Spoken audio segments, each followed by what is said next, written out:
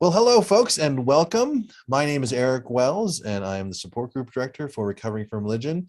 And this is the first video of a new series that we're doing all about the various programs that Recovering from Religion has to offer.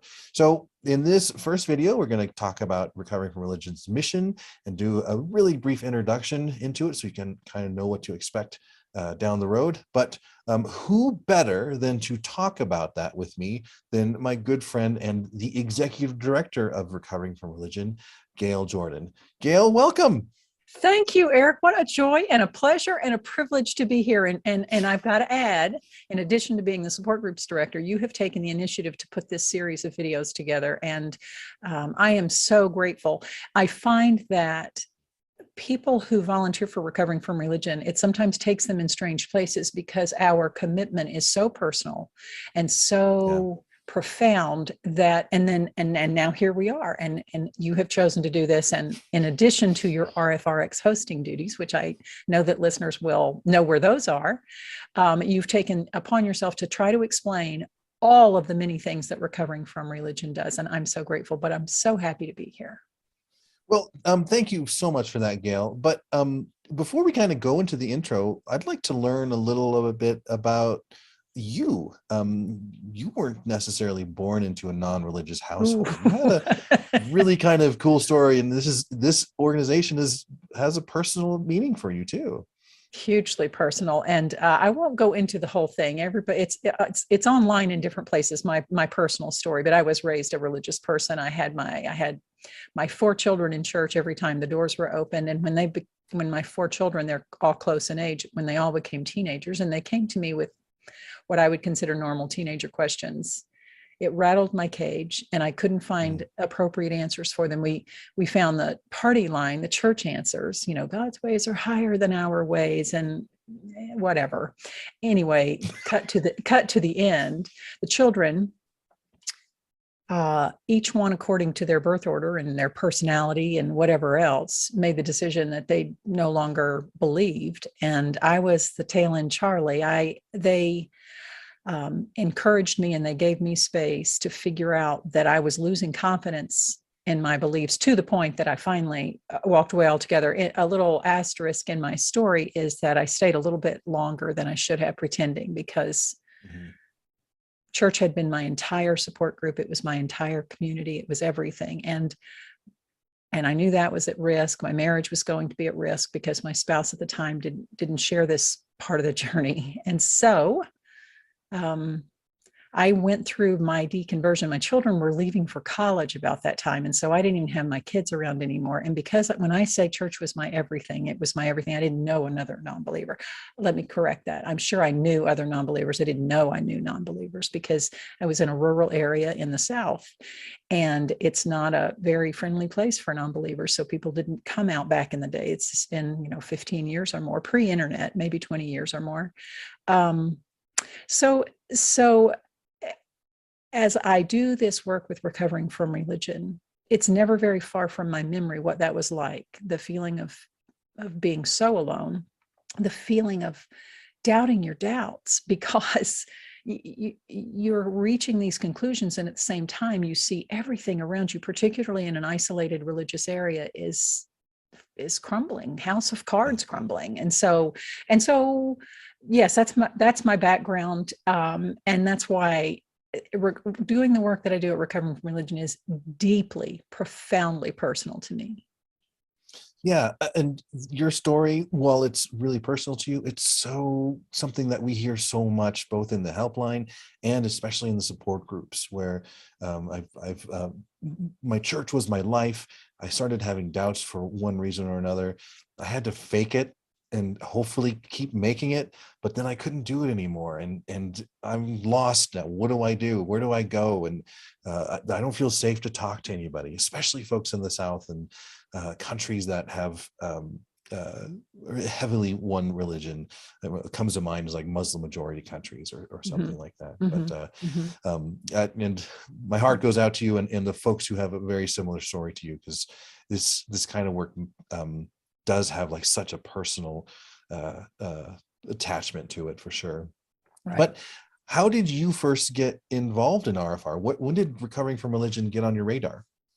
Let's see. I first met Dr. Darrell Ray, I think in 2011. He was pimping out one of his books at the very first atheist conference I went to. I had done I had done the work to discard the faith, but as I said, I didn't have any community at all. And I made a decision to go to an atheist conference 3 states away, just drive and go. And so I went in quietly and sat in the back and was just, oh gosh, overwhelmed. But I met Darrell Ray, and he was loud and he was funny, and I fell in love with him in so many ways when I first met him, and bought his book and read his book, and then bought another book and read his books. And I saw what he was doing. And by that time, recovering from religion was a little gem in the back of Darrell's mind in about 2009.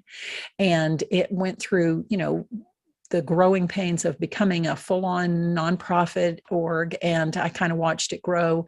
And then in the fall of 2015, I was made aware of the opportunity to become the executive director. And while that's not my background, I was just on fire about it. I thought, I want to be part of this. I want to be part of what the vision of this organization is. By its title, I knew that I wanted to be part of it.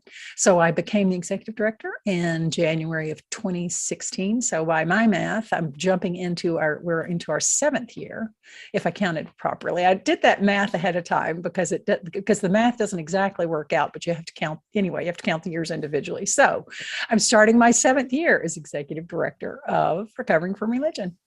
And I got to say, RFR is so much better because of you. And I'm so grateful to have you at the head. And that's a lovely thing to say. Thank you. Well, thank you for that introduction and letting us know a little bit about you. So what is RFR? Like, what is if there was a sentence to describe what RFR is, what would that be? What a great question. The mission statement of Recovering from Religion is that Recovering from Religion seeks to provide hope, healing, and support to folks who are struggling with issues of doubt and non-belief.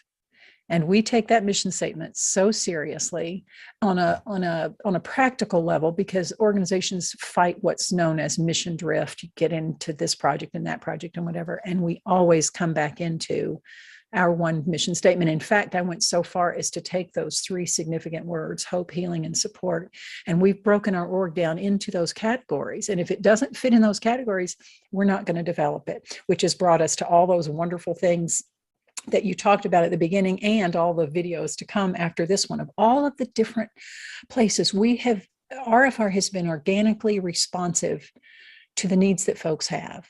We started with a 24-hour telephone chat line where you could call a phone number and talk to a trained agent. Over time, we realized it's hard for people sometimes to carve out the privacy for a telephone call. What if we did an internet chat? So we do this internet chat. Guess what? That opened it up to outside the United States, because our phone system was a US-based system. So then that opened it up to outside of that. Wow, that's awesome. We train our agents and our volunteers to hold off on self-disclosure, because we want focus on our clients, and we don't want to put too much emphasis on, well, this is my story. We want to talk about the client. We want to give them a place to ask questions. But we noticed they really want to talk to other people who have experienced what they've experienced. I know, let's build an online community. Okay, let's do that. And then that exploded and so everything has been around.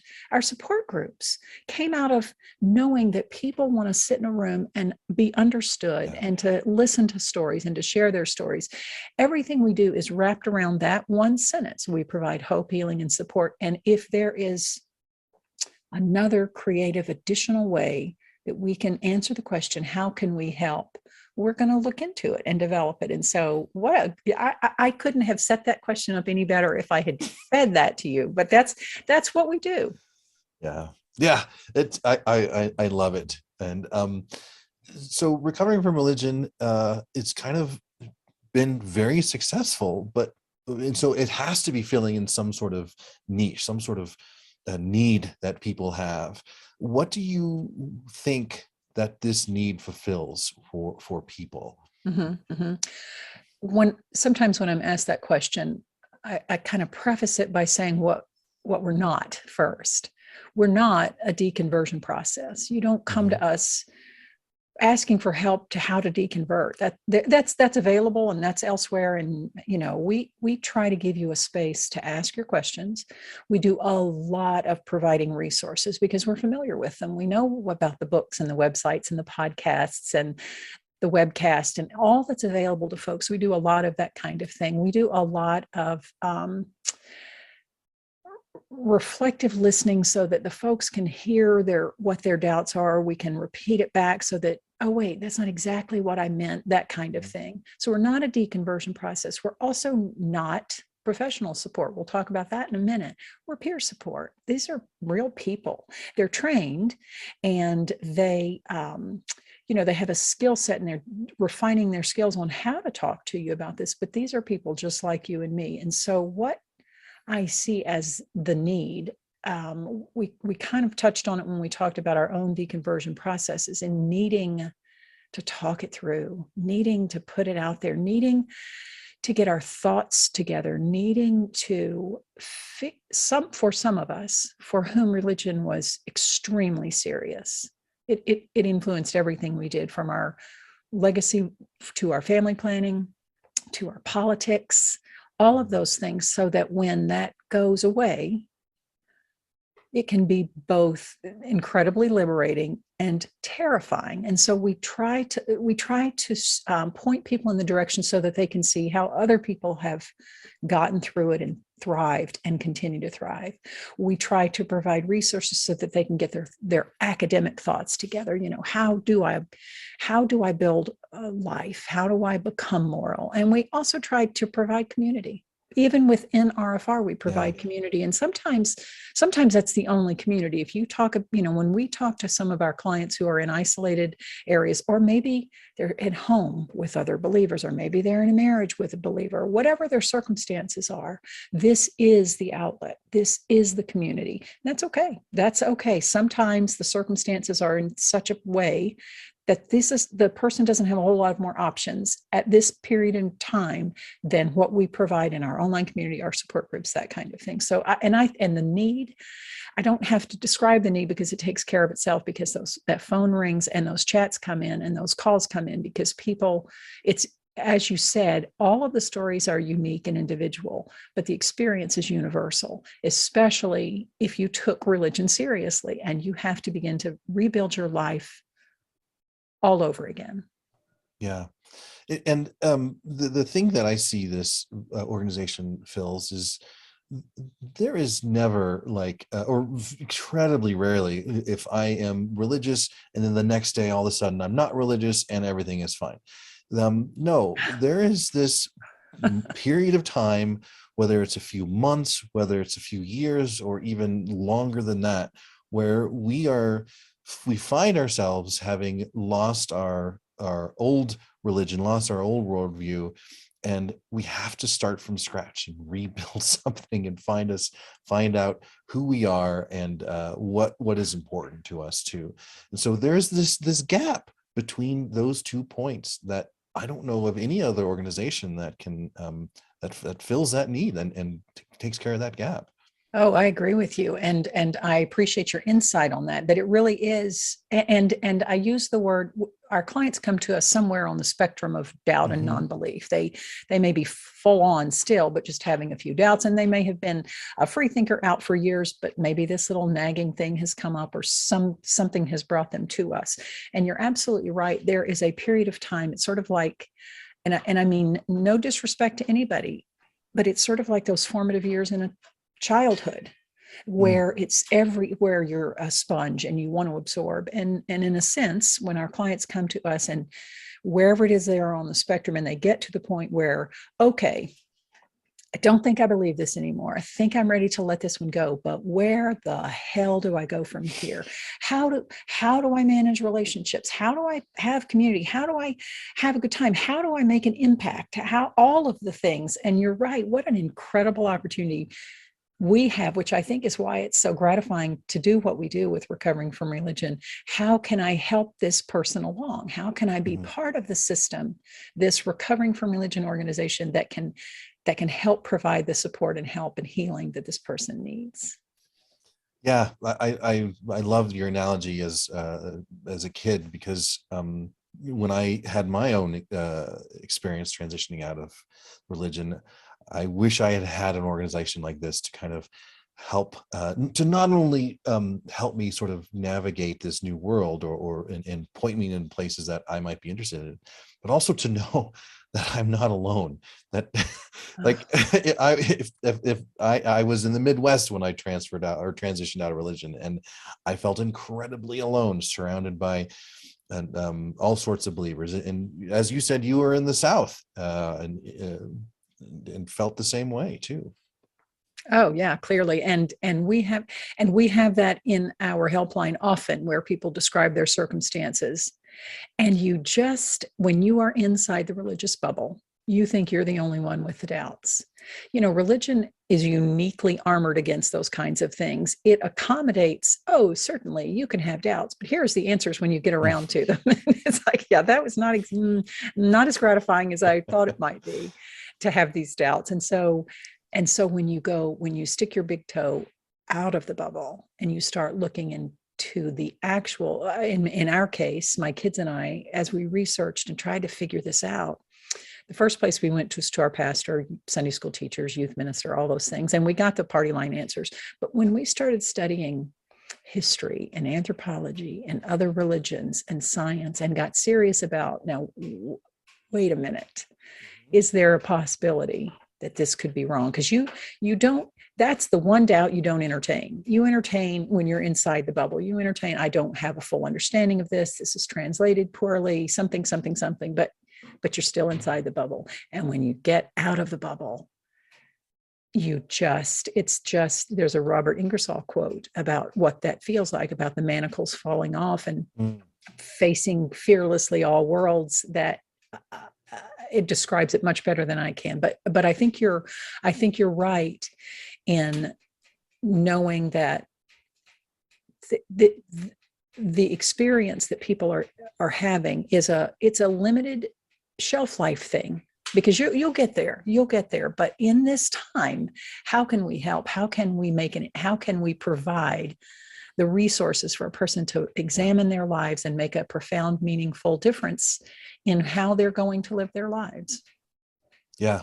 Yeah. And what I love about the organization is we don't say this is how you should live. And we completely discourage it. We say, here are some resources, take what you like, take what feels right to you and what fulfills you, and be you. And I have seen in the support groups people coming in broken and crying, and the world is incredibly dark and scary. They come for a few meetings, and I can start to see this spark of hope, and I see them walk out with their heads held higher, and they feeling more and more courageous, and that there is hope out there. And to me, that is just so incredibly rewarding. And I hear these kinds of stories on the helpline too. And through RFRX, people are just incredibly appreciative for the work that we all do in this organization, and the gap that we fill. And it's hard for me now not to kind of take this moment to say, all that we've talked about up to this point, our support groups, our helpline, our online community, that's all peer support. Yeah. If our folks are in need of more professional support, we have a way to accommodate that. We can at least try to connect them. I'll spend just a second talking about the Secular Therapy Project, because it's under the umbrella of Recovering from Religion. It's one of our projects, but it's professional support. So sometimes we have to kind of delineate that so people understand. If you're in a town and you go to a therapist, and especially if you're going related to your deconversion, and nowadays you look on the internet, you don't see anything overtly religious, because you know that you need to go to somebody that's not religious, that. And so you go to the office and there's no crosses on the wall. I don't see any Bible verses. And you get in there and you make the commitment, and you spend a session or two or three or four working with the therapist. And about the time you've bled all over the therapist's office and they say to you, this sounds like a spiritual problem, and your radar goes up and they say, you need to find a church community, you need to get on your knees, you need to get right with God. It's devastating. The Secular Therapy Project, we have a professional staff who vet therapists all over the world to ensure that they provide only evidence-based therapies. We check reviews and websites and Yelp and their publications and anything that we can find to vet them. They become then part of the Secular Therapy Project. And when a client is in need of a therapist, they go to our Secular Therapy website, they put in their location, their needs, their willingness, how far they're willing to drive for this kind of a help. And we are able to connect the two of them. And oftentimes people say, why don't you just publish a list of secular therapists? We've got hundreds of them. Why don't we just publish a list? And my answer is that's kind of intuitive if you think that through, because if you're in a religious area and you hang out a shingle that says, hey, I'm a secular therapist, you can lose most of your clientele, because that word, religious people have a thing with that word. And so we're protecting our clients as well as trying to protect our therapists, because that's just the society in which we find ourselves. This organization, RfR, is it just like you and Daryl and me, and then there's a whole bunch of volunteers, or is it more organized? He asked knowing the answer. That's one of those, the allegory of the duck on the pond, very smooth on the surface, but paddling like hell underneath.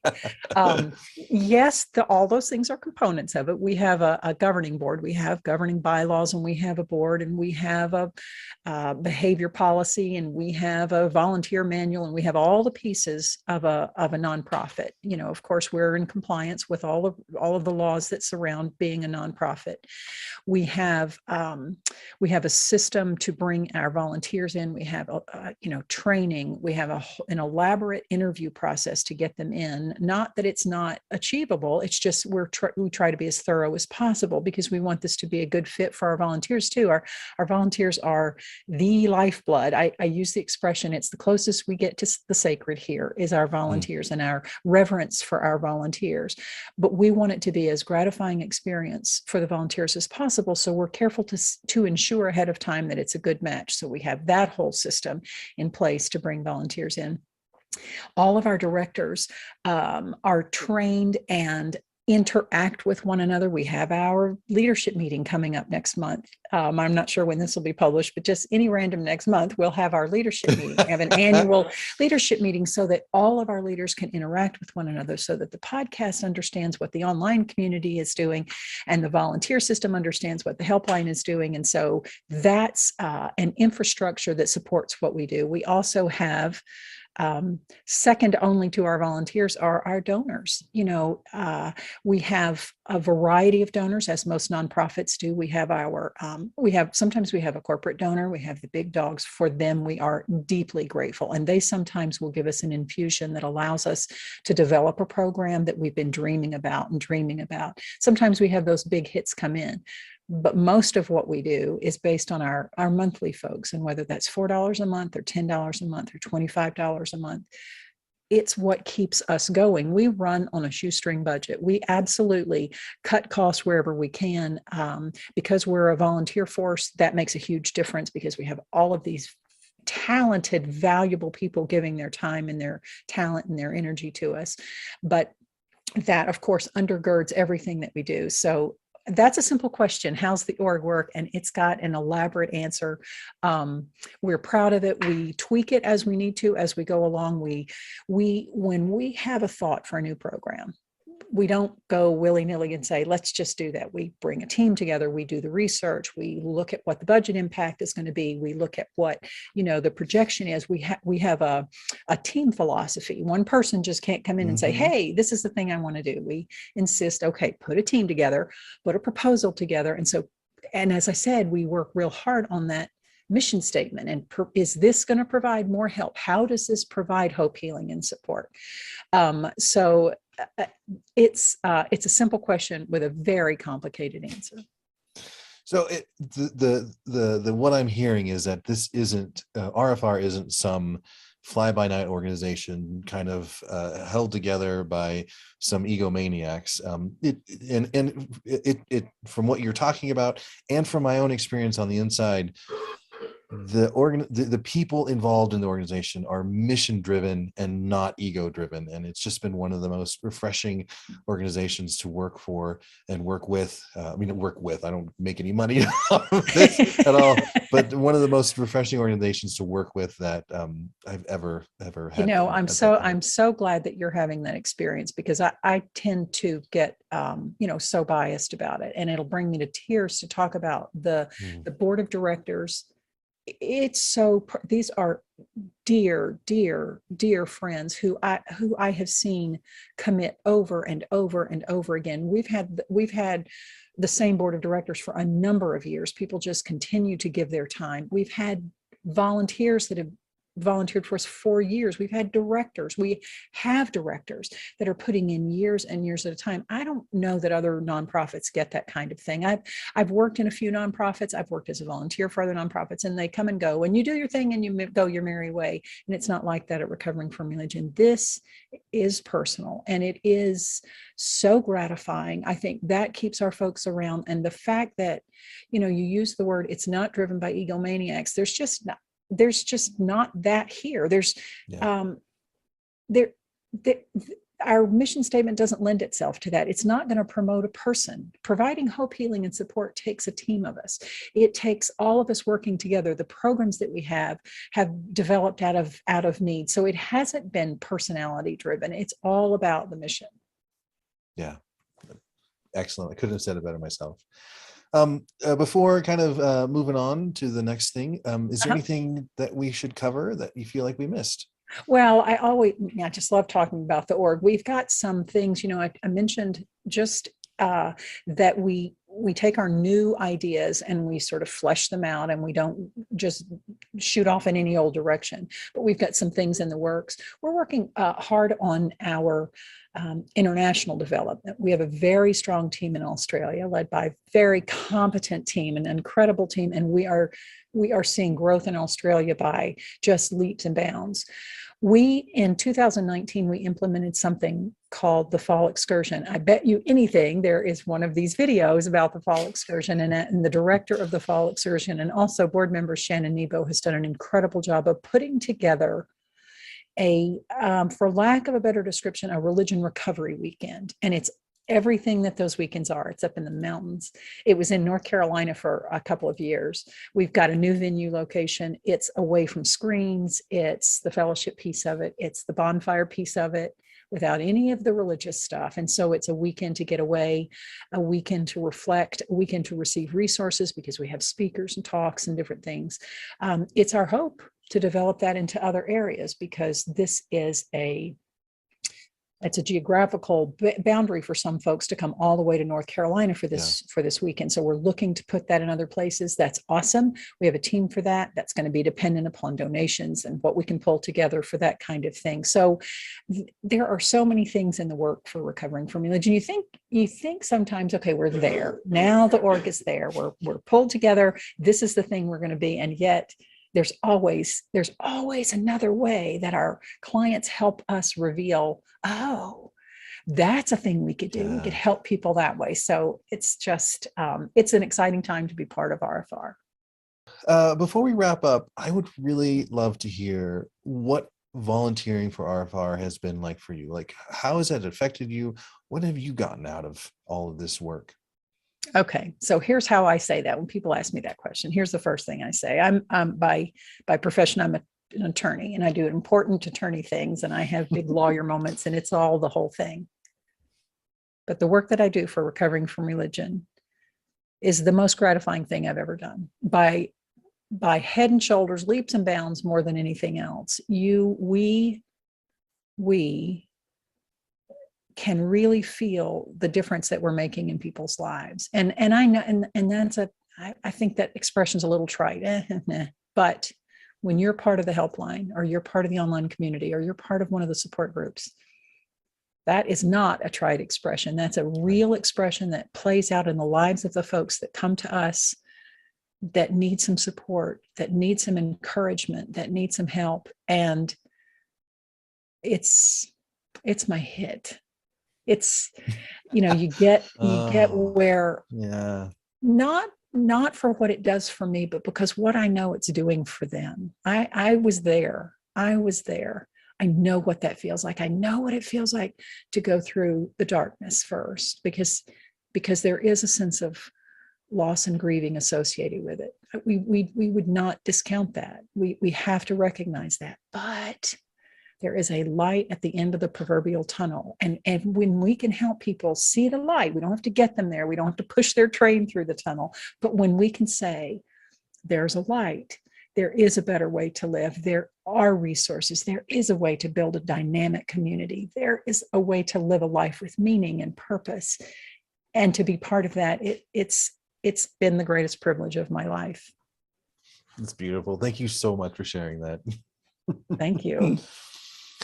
Well, folks, that's going to wrap it up for the intro and mission part of this brand new series about all that recovering from religion does. Thank you so much for joining us. Stick around. We're going to have Dr. Ray on next. He's going to talk about the history of recovering from religion. And once that's wrapped up, we're going to go right into all the programs. So we'll see you in the next video.